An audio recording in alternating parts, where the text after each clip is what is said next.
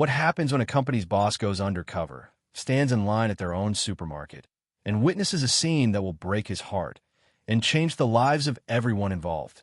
David Smith wasn't just the CEO of Fresh Harvest Markets, a regional supermarket chain with hundreds of stores scattered across the state. He built this empire himself, carton by carton, checkout by checkout. Fresh Harvest was his life's work, his pride, founded on the simple idea that grocery shopping should be about community, freshness, and friendly faces. But lately, things have been going sour.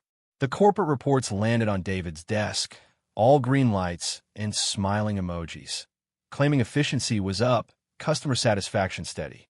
Yet, David was hearing a different story. Not from the spreadsheets, but from the whispers. From disgruntled staff emails that somehow found their way to him. From a stack of customer complaints growing ominously tall. Complaints about endless lines, curt service, mistakes that seemed careless. Whispers of a grinding pressure, of staff burnout reaching a breaking point, of people leaving faster than they could be replaced. His regional managers insisted it was just growing pains, adjustments. But David felt it in his gut. The soul of his company, the very heart he'd built it with, felt strained. He needed to see the truth himself. He couldn't trust the numbers, couldn't trust the filters. He had to go back to where it all happened, onto the store floor. So, David Smith made a decision. A risky one. He would disappear. Shed the suit, the title, the recognition. He would pick a store far from head office. A busy, bustling urban location where the constant flow meant anonymity was his best disguise. A place where the pressure was likely highest, the problems most visible. He was going undercover to find out what was truly happening in his own aisles. The stage was set for a confrontation, although David didn't even know it yet. The corporate suits were gone. The expensive watch was off. David Smith looked in the mirror, a stranger staring back. A generic baseball cap pulled low, glasses he didn't need, faded jeans, and a slightly too big Fresh Harvest trainee vest. He'd even changed his walk, his posture, trying to disappear into the everyday. The transformation was complete. The CEO was now just Dave, the newest, clumsiest addition to the team. Stepping through those automatic doors, David felt a jolt. It was his store, yet it felt alien from his perspective.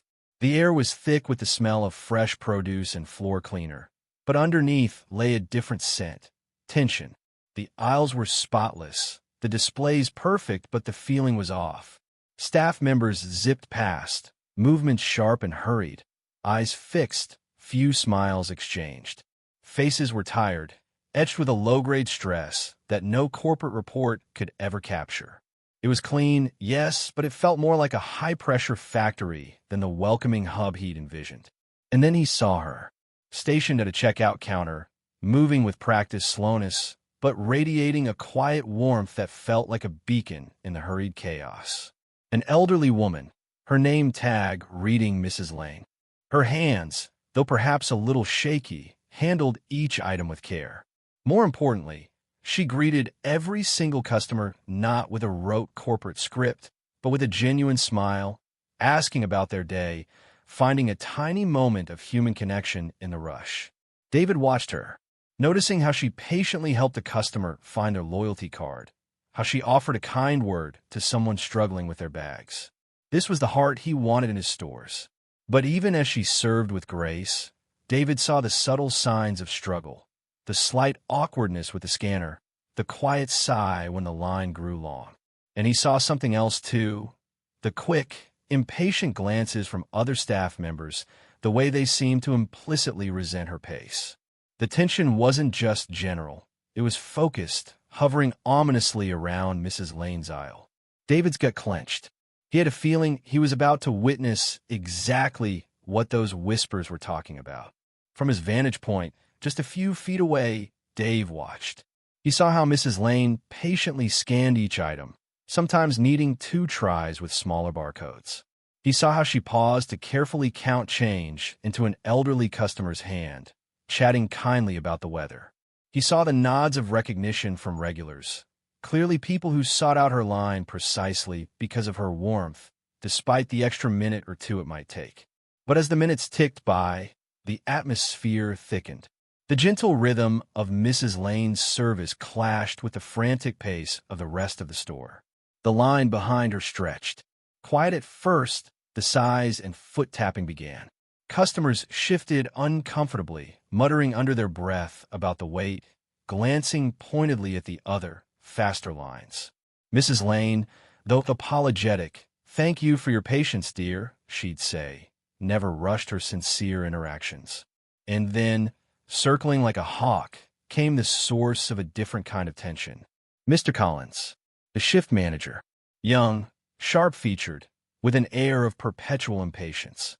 David watched as Collins hovered near Mrs. Lane's aisle, arms frequently crossed, eyes narrowed, projecting a silent, constant pressure. David even caught snippets of Collins's voice, too loud, too pointed, moving them through Mrs. Lane, or "Just keep the pace up, all right?" Remarks ostensibly helpful, but dripping with thinly veiled criticism. The underlying current throughout the store was palpable. While Dave pretended to stock shelves, he heard it. Hushed complaints between employees grabbing carts. Another skip break, understaffed again. They just want us to run like machines. The constant pressure to move faster, process more, be more efficient was wearing everyone down. David's stomach twisted. He saw it in Mrs. Lane's eyes. The quiet fear mixed with determination. He saw the tremor in her hand as she fumbled a coin before smoothly recovering. She was trying so hard, pouring her heart into the very customer service his company was founded on, yet she was being systematically undermined, made to feel inadequate. The tension in the air wasn't just about speed anymore. It was about a clash of values, building towards an inevitable breaking point. And then, the lunchtime rush hit like a wave. Suddenly, every aisle had a line, every scanner was beeping frantically. The controlled tension David had observed snapped. Staff moved even faster, juggling tasks, their tired faces now showing overt strain. Mrs. Lane's line, despite her efforts, began to lag noticeably behind the others. She wasn't slow deliberately. She was just meticulous, but today, meticulous meant delayed. As she scanned a large box of cereal for a customer, the unexpected wrong beep echoed, indicating an error. Mrs. Lane paused, a small frown of concentration on her face, then quickly realized her mistake. "Oh, goodness, I apologize," she murmured to the customer, her voice soft. "Let me just fix that right away." She moved to correct it, her hands shaking just a fraction more than before. But before she could finish, a voice cut through the air like a whip. Loud, sharp, carrying across the front of the store. Mr. Collins had appeared, striding over, his face a mask of exasperation. He didn't care about the customer or the apology. He cared about speed. "Mr. Collins, voice harsh and public. You're too slow, Mrs. Lane. What is the holdup now? This line is backing up.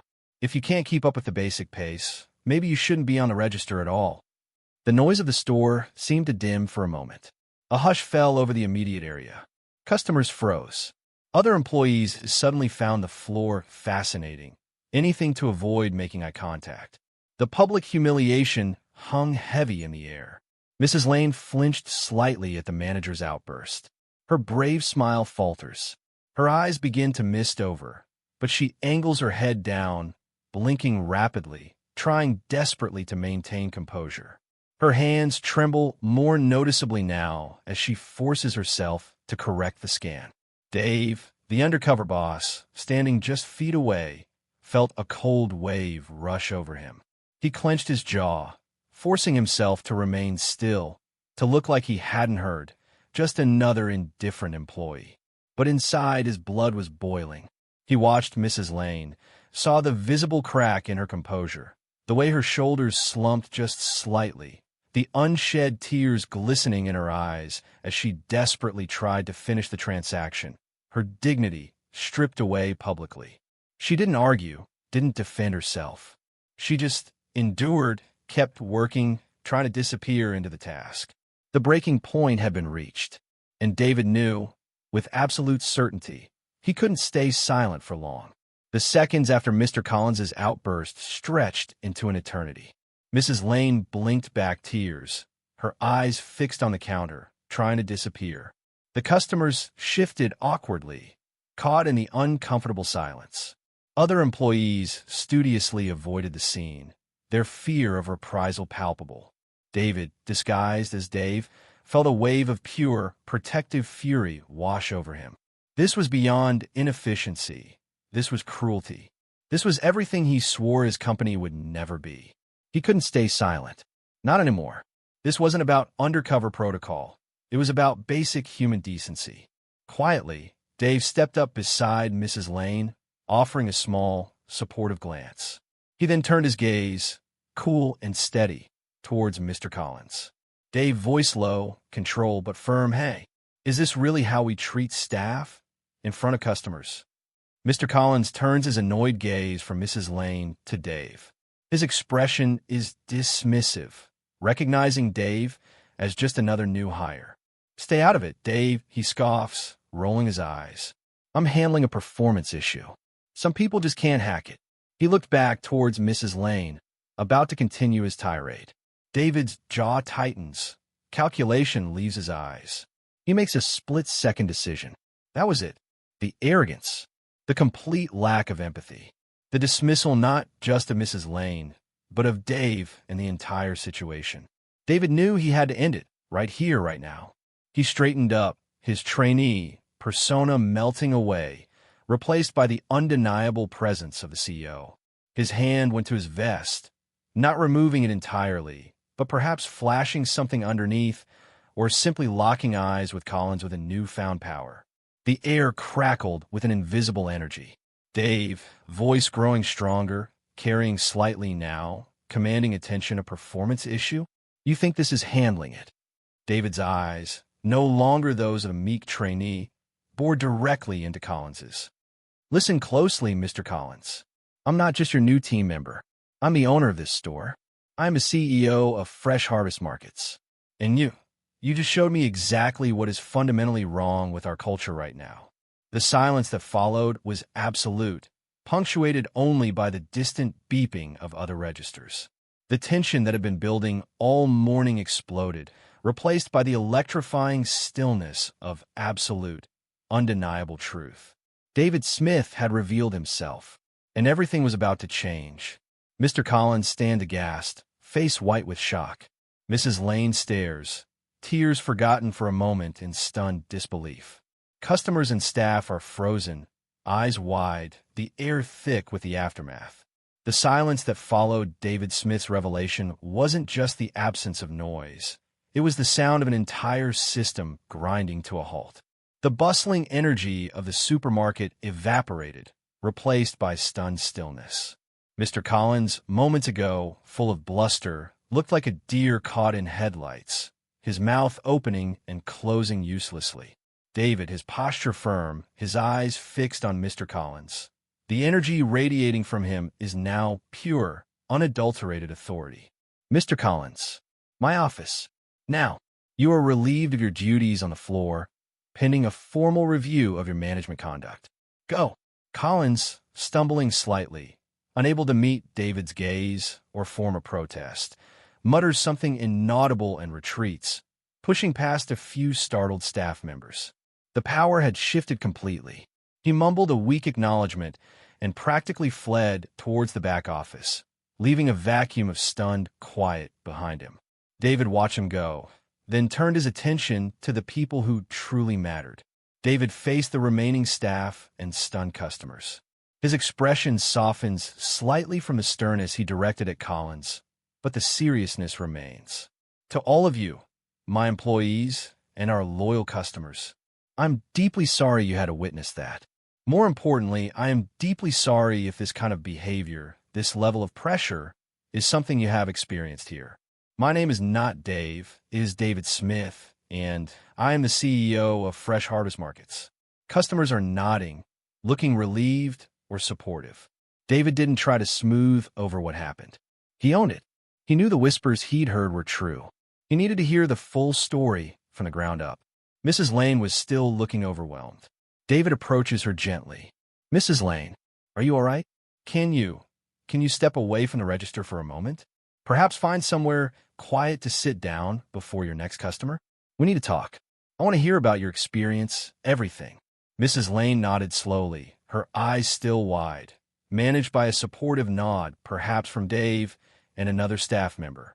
He then addressed everyone gathered with a promise of immediate change.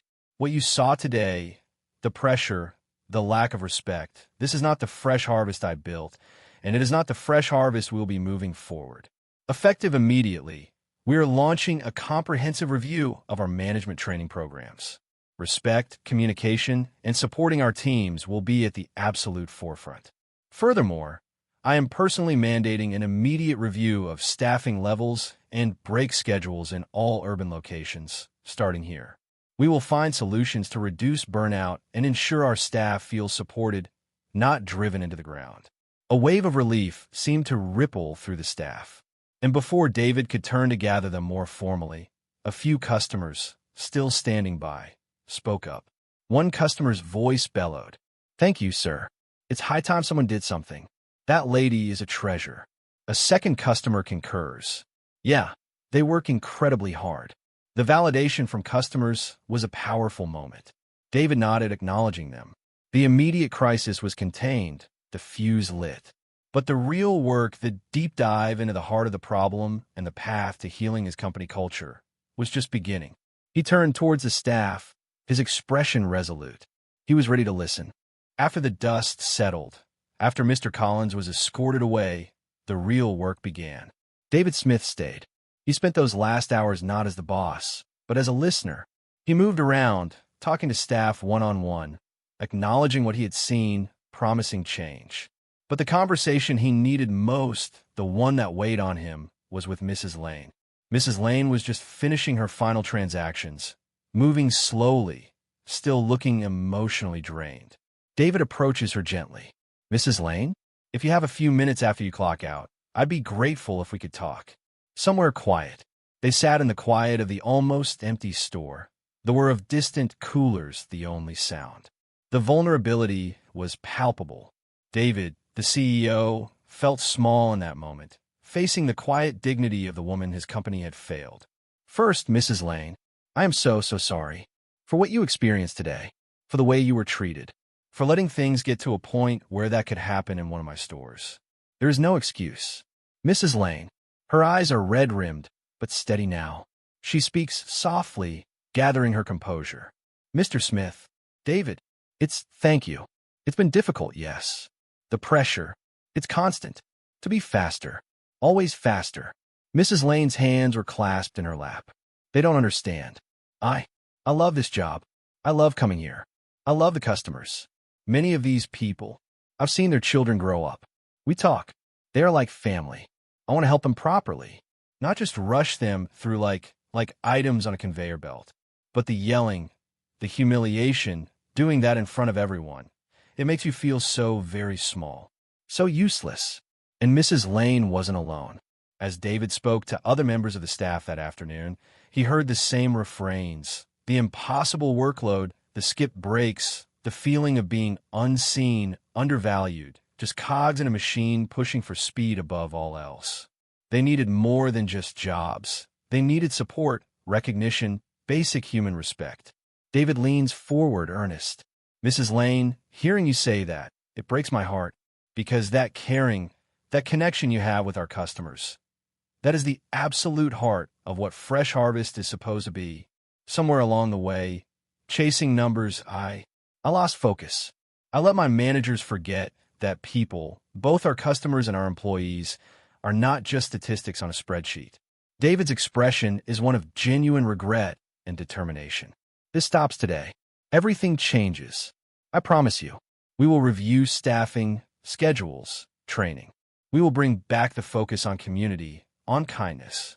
And managers who cannot lead with respect, they will not be managers here. I will personally oversee this. I will make sure that you and every employee in this store, in every Fresh Harvest store, feels valued, supported, and treated with the dignity you deserve.